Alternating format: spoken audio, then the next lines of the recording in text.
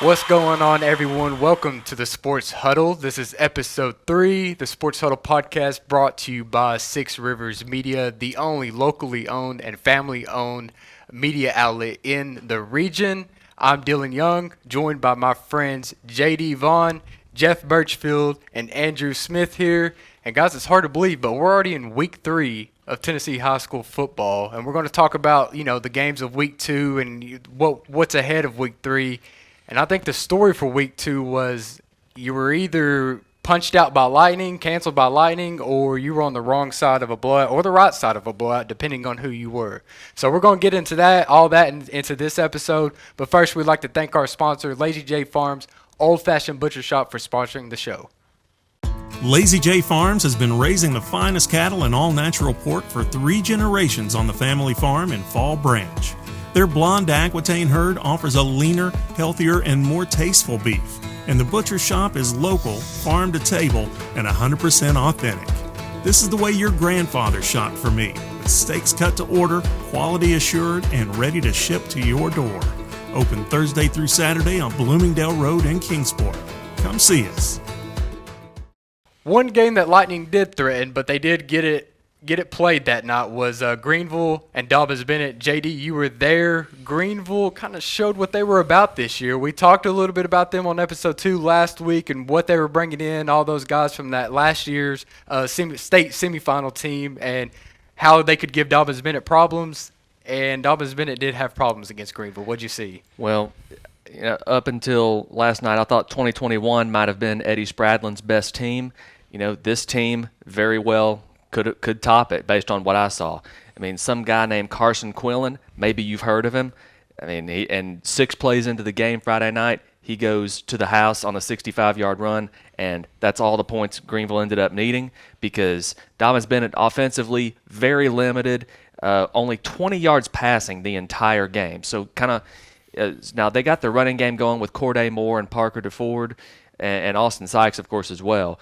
But just with Tegan Begley and Trey Wyndham both out for the foreseeable future, and they will be out again this week, Dobyns-Bennett was just very limited at what they could do against Greenville. But, you have to attribute a lot of that to Greenville because Greenville is just so good. They're so fundamentally sound on defense. Eddie Spradlin, a defensive-minded guy, they do not miss tackles. I mean, there was one particular play where Dobyns-Bennett had a screenplay set up, had 3 blockers, 1 Greenville player, came all the way across the field and made the tackle after about a 3 or 4 yard gain. So that just tells you just the discipline of how good Greenville is and how deadly they can be on offense too. Carson Quillen and quarterback Caden Ball both go over the 100-yard mark. Dobyns-Bennett just they get inside the red zone once, but of course they came up short. They came up 1 yard short. Kind of just overall, obviously a disappointing night for Dobyns-Bennett. But if it's any consolation for Dobyns-Bennett, they're probably not going to see a team that good again until possibly Science Hill or possibly a deep playoff run this year, possibly Elizabethton. You don't know. But just that's going to easily be one of the toughest games Dobyns-Bennett has this year. So just it's just a measuring stick, and now it's just back to the drawing board this week as they get ready to take on Westridge. And this game is going to be a good one because it's about county pride, it's about respect, it's about can Westridge make the move up to where they want to be, and can Dobyns-Bennett maintain its dominance over the county schools that it's had for more than 3 decades now. So just a big week ahead for Dobyns-Bennett for those reasons right there. Yeah, and that 35-0 win for Greenville, it really just shows you kind of how complete that Greenville team really is on both sides of the ball. You mentioned Carson Quillen. I read in your story, JD, he would have had 300 rushing yards and 4 touchdowns if they didn't have a 60-plus yard or like a 70-yard run called back for a penalty. Well, it was all for naught because Caden Ball ended up scoring on the very next play, or maybe a couple plays later. I can't really remember, but still, it was just that kind of night for Greenville. Yeah, and it really shows that Dobyns-Bennett, they're really going to have to take that next man up mentality. They're already thin. They were thin going in playing Greenville, and they're going to be thin again this week, with those injuries still. And they got a big game against Westridge to open up conference play there in Region 1 6A. And speaking on Westridge, Andrew, you were at the game of Westridge versus Daniel Boone this week. pretty good matchup coming into the week, but Westridge just kind of showed what they were about this year, beating Daniel Boone 42-7. What did you see in that game? I think the big thing for West Ridge is they were able to control the line of scrimmage. Whenever I talked to Coach Hilton after the game, he said whenever you play Daniel Boone, whenever you play a Jeremy Jenkins coach team, the line of scrimmage is going to be the biggest key in the ball game. They were able to do that. Ethan Amix, one of our players of the week this week, had over 100 yards rushing and 2 touchdowns, and overall West Ridge ran it for almost 250 yards. So the question was, could West Ridge control the line of scrimmage? Offensively, absolutely they could. And a big turning point in the game actually was the special teams. They were late in the first quarter. Daniel Boone, long drive. They tie up the game at 7 on a 4th and goal from the 1. Ensuing kickoff, Caleb Mabb takes the kick 83 yards for a touchdown, and from there the onslaught was on. You could feel the momentum just go right back to that West Ridge sideline, and they just took advantage of it, pulled away in the second quarter. Didn't need to do much in the second half because they were already up 3 scores at halftime. And, yeah, it was just a very dominant display from West Ridge. And we talked about last week how Trey Frazier really showcased his ability to throw the ball in week 1. He didn't need to do that. It was more traditional West Ridge, run the football. Trey Frazier was perfect on the day, but he only had 7 pass attempts. Didn't need to throw it much. And Trey, when I talked to Trey after the game, he was like, yeah, I mean, I definitely don't mind those kind of games where I can just kind of let the offensive line work, let the special teams do their thing. And, yeah, it's obviously a big win for West Ridge. I think this is probably the best chance they've had as a school to break that county win streak over Dobbins-Bennett. We talked about that from the Dobbins-Bennett side. This is a West Ridge team that's confident. They're physical. They can swarm defensively. It's really impressive to see so many Blue Hats just swarming to the football against Daniel Boone on Friday.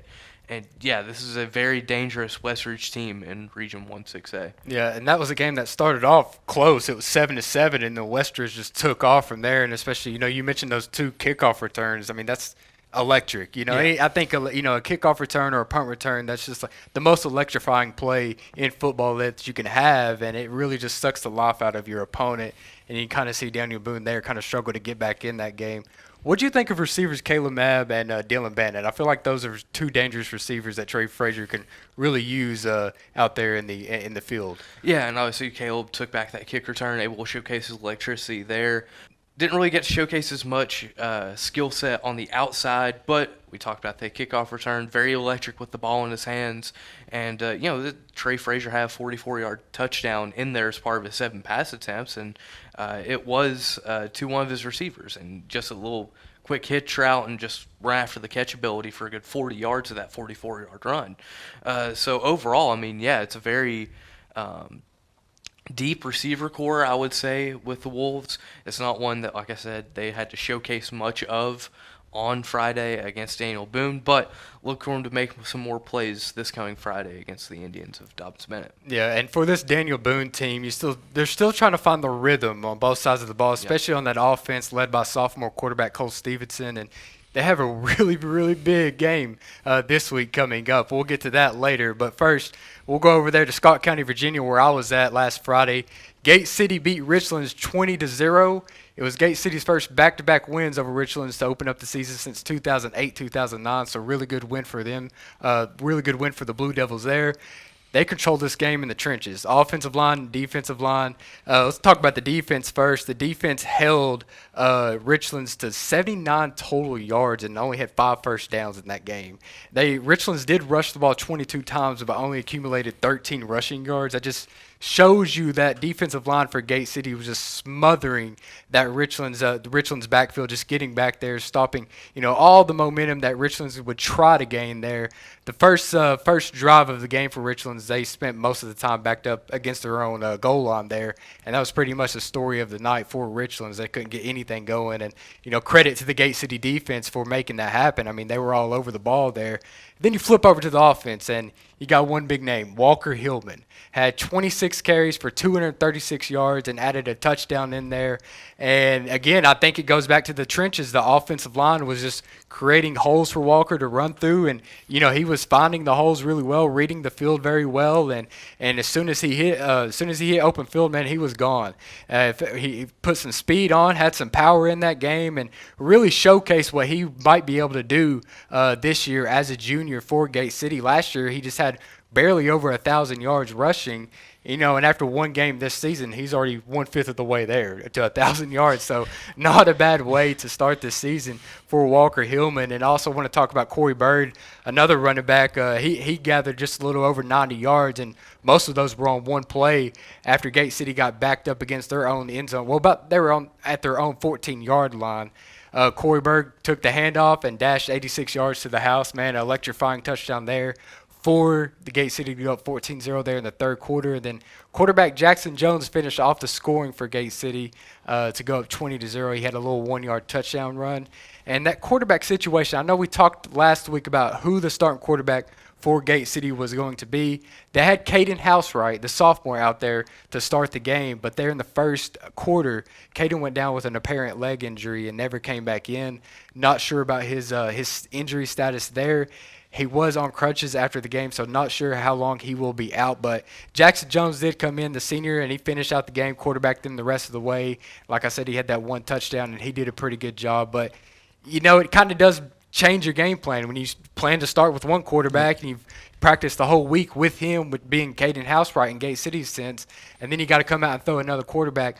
Fortunately, he was a senior, and it seemed like he was, pretty ready for the moment. And he didn't really have to pass the ball a whole lot because the Walker Hillman and the offensive line got it done for them. And Gate City opened up week 1 of Virginia high school football with a win there, and that was a really good win for Gate City. So we talked about Lightning canceling other games in the area, postponing other games. Jeff, your game, Science Hill, Anderson County, we were really looking forward to that matchup, great 6A versus 4A matchup. I mean, is there anything to talk about with Science Hill and Anderson County other than just Lightning ruin it for us? Yeah, I mean, just really disappointing, because like you said, it was looked at to be a really good matchup, good test for both teams. In these non-conference games, I mean, that's a lot of what they're doing, getting the teams ready for league play like that, So I ended up doing a story about the Science Hill girls basketball players, some of the legendary players getting their jerseys retired that night, and then going in the office and helping round up some of our other games. But unfortunately, that one got canceled. So did, Elizabethan at Morristown West, and then Happy Valley Unicoi. They made it to halftime, and it was 7-6 at halftime. Really good ball game going on. But the coaches decided, to call that one a no contest because a lot of times fans will wonder, well, why do they do that? But it's sometimes hard to get, everybody on the page as far as rescheduling a game like that. Yeah, and another game that got postponed until Monday. They had some Monday night football over there in Carter County. Was Johnson County over at Hampton. They played, I guess, like one drive there, and Johnson County went up 6-0 on Friday, and they suspended the game and finished that out on Monday night. On Monday night, Hampton went up 8-6 to start that to resume that game on Monday, but Johnson County in that triple option offense, they showed what they were about, winning that game 41-8. Y'all got any thoughts on that game that y'all want to throw in there? The Johnson County winning 41-8 over Hampton? And to me, that kind of came as a little bit of a surprise to me personally, knowing the way that Michael Lunsford wants to run that Hampton program. He preaches physicality. He preaches the line of scrimmage. And to see Johnson County go into J.C. Campbell Stadium and control the line of scrimmage like they did on Monday night, it's a bit of a shock. I think it says a lot about what this Longhorn team can do. Obviously, I got to see them in week 1 against Sullivan East, but even now being able to repeat that and have another dominant offensive performance like that, look out for the Longhorns the rest of this fall. Man, that is a very talented, very impressive triple option offense. Yeah, JD, I think you mentioned during the offseason that Johnson County could be a dark horse in that region. And you're kind of seeing it on display now through 2 games. Did you see that, before the season started with what they were bringing into the offseason, how they were running that offense? That offense is always a question mark because it can run really well if you know what you're doing, but if it's taking some time, it can be a struggle if you're just adapting to it. But it's clear to me 2 games in, Johnson County has already won 2 games that it lost last year, Sullivan East and Hampton. This year, the Longhorns are 2-0, and I got to tell you, the ground game, nobody's stopped it yet. So look out for the Longhorns. Longhorns and Gatlinburg-Pittman, that might be a good game. Johnson County and Unicoi County, we got some good football ahead of us with Johnson County. Yeah, for sure. And then Hampton, of course, they're still trying to find their rhythm and get right on the season. We're not really used to seeing them lose 41-8 like that, like we saw against Johnson County. Flipping to Cherokee and David Crockett, the comeback kids from a week ago, and they went into this game unbeaten, both getting week 1 wins under their belt, and one of them had to lose, and it turned out to be David Crockett this week. Cherokee 35, David Crockett 21. Of course, quarterback Landon Jeffers leading the Chiefs there for a victory. Y'all got any thoughts on that game right there? Well, Cherokee, don't look now. Cherokee has won 6 of its last 7 games after starting 0-5 last year. This year, the Chiefs are 2-0. So if that just doesn't tell you how far the Chiefs have come this offseason, I don't know what does. Landon Jeffers, like you said, leading the way. He's much more mature now, and not to mention, physically he's gotten a whole lot bigger this offseason. And senior running back Hayden Hook, of course, with the touchdown to put the game away, cracks the century mark on the ground. The Cherokee Chiefs, they got a big one this week. They got Greenville coming to town, so look out for them come playoff time especially.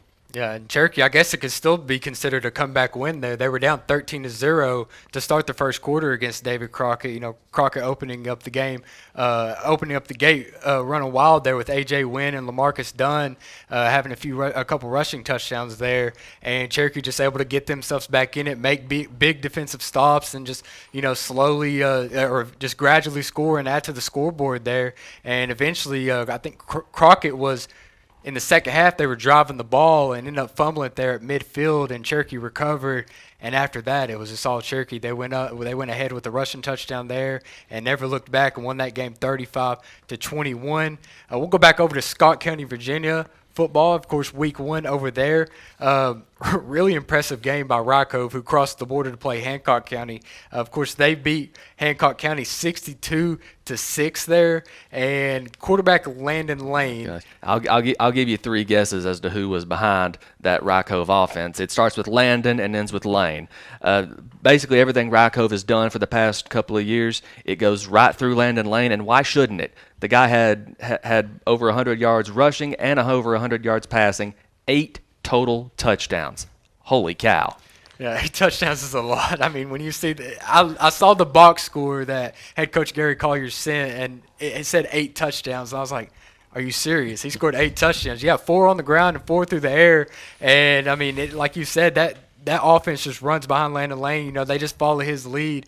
And his receiver, Luke Jesse, caught 3 of those touchdown passes from Landon Lane. And then you go over to Twin Springs, another Scott County team. They opened up with a shutout. Twin Springs 27, Northwood 0. Julian Pascal had 20 carries for 147 yards and a score in that game. Scott County, Virginia, week 1 was really good. 3-0 there for Rock Cove, Twin Springs, and Gate City, all opening up their football seasons with wins there. All right, now we're going to get to our Sports Huddle Game of the Week, but before we get to that, we'd like to thank our sponsor, Lazy J Farms Old Fashioned Butcher Shop, for sponsoring the show. The Lazy J Farms tailgate box offers great value all season long. Get 40 pounds of meat for only $110. That's 5 pounds of beef patties and 3 pounds of chicken breasts.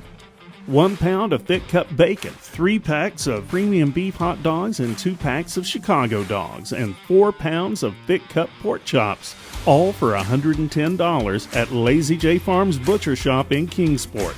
Visit us online at lazyjbeef.com. For the Sports Huddle Game of the Week this week, no other. Guys, this is a really, really good one. The 54th edition of the Musket Bowl between David Crockett and Daniel Boone. This year it'd be played in Jonesboro. Guys, you've been a part of this. You've seen this. Jeff, you've covered this game. Talk about the history of this game, just the history of this rivalry first. Yeah, I've been fortunate enough to cover quite a few of these games, over the years. And just like you said, tremendous history there. Of course, the 2 schools people are named after actually have a history in Washington County. Like there's the famous deal where Daniel Boone killed a bear, Cillbar. He carved on a tree in Washington County. Of course, David Crockett live down there close to Nolichucky River, where the David Crockett birthplace is. But as far as the schools themselves, rivalry didn't start off that well for Daniel Boone. Crockett won 74-0 the very first game in the series, but since then Daniel Boone's come back. That actually has provided motivation, and Boone's had the upper hand for most of the rivalry. The last few years been a little more competitive now that Hayden Chanley, who actually played for Jeremy Jenkins at Daniel Boone and as the head coach there for a long time, since he's been at Crockett, it's been a pretty close rivalry, the last few years. And of course, last year Daniel Boone got a little bit of the upper hand, was up 35-0 in that one. But I look for this year's team. Both teams really needing a win bad, and I think it's going to be a really competitive game this year. Yeah, this especially this week. I mean, they both open up conference play with each other, Region 1 5A. So for Daniel Boone, they started out the season with 2 losses.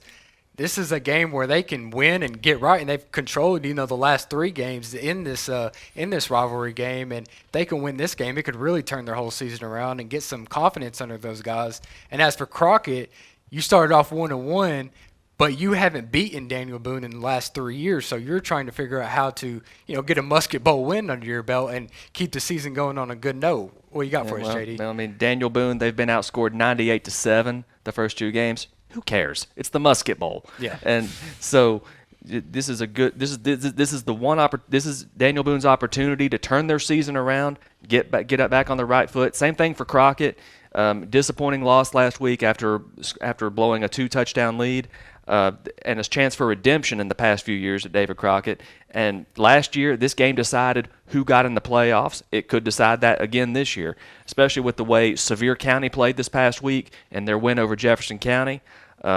We got a long way to go until we get to that game, obviously. But just with the way Sevier County played, I got to think that this Musket Bowl game is going to carry a lot of weight come playoff time, and with the way these 2 teams have played, they both need this game badly. And you've heard me say it before. I'll say it again. TSSAA, please, I hope to God you're listening. Move this game later in the year. The leaves aren't changing yet. What's wrong with you? Yeah, it is. I mean, it's week 3, and we're talking about the Musket Bowl. We should be talking about this at the end of the year with bigger implications, even though there's big implications this year still. Every time that they meet, there's always big implications. But with it being at the end of the year, it gets juicier. It just adds a lot to the Musket Bowl and that rivalry, and to whether or not you're going to make or miss the playoffs at both of those games in the hunt. Now, this game can still determine the playoffs. Down the road, if you have this one loss, whether it be Crockett or Boone, it could be the one loss that eliminates you from the Class 5A playoffs at the end of the football season. Andrew, you've got to spend a little bit of time around Crockett and Boone a little bit with their media days. What do you got for us? What are you looking forward to in this game? I think for me, the big key is which young quarterback can step up and make plays in a big game like this. You've got 2 sophomores behind center, Cole Stevenson for Daniel Boone and A.J. Wynn for David Crockett. A.J. has already shown, especially in week 1, his ability, his poise to lead a comeback, to spearhead an offense when they need it the most. Cole hasn't had a chance to do that yet. So, yeah, in a game like this, when the lights get bright, you need that guy who's behind center to go and make a play, potentially go win the ball game for you. And I think both guys have the talent to do that. Even though they are both very young, I think they both are very talented young quarterbacks that have that ability. But can they go do it in a big game that we talk about? Could mean a lot for the playoffs come Halloween time, even though we're not playing it at Halloween anymore. But it's going to be big. It's going to be big for both those young quarterbacks and their development to learn how to win in a big game like this. Yeah, everyone's looking forward to this game on the schedule this week. All right, let's hear from Crockett head coach Hayden Chanley before Friday's game. It's going to come down to execution. They do some things really, really well, especially up front on both sides of the football. And we just got to execute. We got to identify what kind of front they're in defensively and make sure we get a hat on a hat. And then defensively for us, we just got to maintain our gap, read our keys, flow to the football, and tackle well, which we need to improve on from the last 2 weeks. And hopefully we do that Friday. All right, some other big games of the week. We talked a little bit about it earlier. This is another really, really big game. Dobyns-Bennett and Westridge. Of course, Westridge goes over to Dobyns-Bennett to play this game. Westridge is 2-0 to start out the season. Dobyns-Bennett 1-1. JD, you're going to be covering this game. What do you got for us? Well, not since 1993 has a Sullivan County school defeated Dobyns Bennett. If you're wondering, it was Sullivan South, the eventual 4A state semifinalist Sullivan South. The final score was 33-7, and the game was in Death Valley.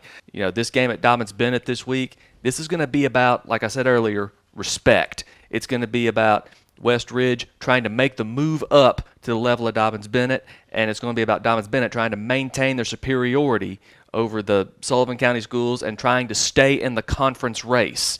And the loser of this game is already falling behind and playing catch-up, so you kind of get Tennessee-Florida feels from the 1990s, where the winner is in the driver's seat and controls their own destiny, and the loser has to play catch-up the rest of the year and, hope for things to happen. But, this game, we got West Ridge last year, and they still do it this year. With a quarterback like Trey Frazier, they can run two different offenses in the same series. I mean, just because they're so equipped to do that with guys like Trent Tatum at tight end, who, of course, moved off the offensive line. We've touched on that before. And Ethan Amix in the backfield. And here's what Joey Christian had to say about trying to prepare for two different offenses. Well, or trying to. It is. It's first round of region play. You gotta come out on top of the region play. So, everything we've done before, everything we've done and haven't done before now, don't matter. So these are the games that matter for sure. This is a game where you got guys that live in the same neighborhood and go into different schools. I mean, the school footprints crossover. So you got guys, especially in the Colonial Heights and in the some of the Bloomingdale top that neighborhoods, crossover where they could go to either school. So I don't know if there's a respect or whatever, but there's like you said, I think you're right on pride, and I think they're so well coached. I think that Coach Hilton and his staff do such an incredible job. And like you said, you have to prepare for two offenses, and you can't. I mean, there's not enough time in the week to fully prepare for two offenses. And like you said, they'll go from four wides. It'll be 3-by-1, 4 wide, and the next play they're in there shoe to shoe, double tight, double wing, and running wing tee power type stuff. So that's a tough order. Dobyns Bennett, once again, they're going to be they've been shorthanded all year. They're going to be shorthanded again this week. It's kind of just the theme of Dobyns Bennett's year so far. They're going to be without Tegan Begley and Trey Wyndham again this week. So once more, they'll call on Corday Moore and Parker DeFord to lead the way in the backfield. Quarterback Austin Sykes, of course. Like we said, threw for only 20 yards last week. Peyton Franklin, the tight end, a major factor against Farragut in week 1. Obviously, Greenville keyed on him last week. So, in Dobyns Bennett, most of their passes this year have been short stuff, just short screen passes, dump-offs, short crossing patterns, things like that. We haven't really seen Dobyns Bennett air it out and go deep. So will we see Dobyns Bennett go deep this week? That's going to be a key for the Indians this week. And now on the flip side, when we got West Ridge, can the Wolves get over the hump? Because last year the Wolves, we may remember, jumped ahead to a 14-0 lead. Dobyns Bennett responded with 41 straight points. Tylen Taylor with 10 catches, 3 touchdowns, just a monster game last year in Blountville. So for the Wolves, it's a matter of getting over the mental hump and getting up to the level of Dobyns Bennett, making that important move if they want to be taken seriously in the Big East Conference. And here's what Justin Hilton has to say about this week's game. Well, we want to get ourselves back where we were that first year. We want to host a playoff game. This program, the expectations need to be we're going to be in the playoffs. We need to be fighting for a home playoff game. And to do that, you've got to beat teams like Dobyns Bennett, Science Hill, and Jeff County. So I think it's just as much about standings and getting yourself in good position in the conference early on. Well, obviously, it starts with the quarterback. He's such a good runner. They're banged up right now. So when we've seen them, it's been with a lack of running backs. So the quarterback grabs your attention because he can go score on any play. And I feel like against Farragut, they were just taking what they were giving them. So maybe they're not just throwing it short all the time, but that's what Farragut was giving them. So they were kind of taking that. We don't know what to expect at running back because we don't know who's going to be back and who's not. But we're going to be prepared as if Begley's going to be back there and ready to go. And, he adds another dimension to the game because he's got a lot of speed. You'll see us in both offenses. I mean, you'll see us get in and out of them and move around. You'll see Trent at tight end and at tackle. He's multiple. We're going to do what we feel like can make us successful, and we do need to get guys in space and give them the ability to make plays. But that's easier said than done because you still got to block that front forward that they got. So, how's our offensive line going to hold up? Are we going to be able to run the ball enough to open up the passing game? I think those are all questions that are going to be answered throughout the game. So Dobbins-Bennett, Westridge, kickoff 7 o'clock at J. Fred on Friday night. This one ought to be a good one. It's about pride. It's about respect. And speaking of pride and respect, Science Hill and Jefferson County, it's been a long time since we've said this, Science Hill against defending conference champion Jefferson County. So there's a lot on the line in this game, Jeff. Yeah, the other Big East Conference game middle of the week, there's going to be really a good matchup. Last year, Jefferson County won 25-21 over Science Hill. Good news for Science Hill is Jeff County graduated at running back Amarian Mills, who was player of the year in that league. But the problem is Skylar Thomas has come in. He's another good back, that Jefferson County's got. But I asked Stacy Carter, the biggest concern, and it's just the pure size up front of that offensive line. They've got 2 players with Nick Moore, who's committed to the University of Tennessee. He is 6'3", 307 pounds, and the other offensive tackle is Grant Arnold, and he's a little guy compared to him, just 6'4", 300 pounds. Little. So, you've got the rest of that line is 275, 256, 253. So, those huge offensive line, for a high school level.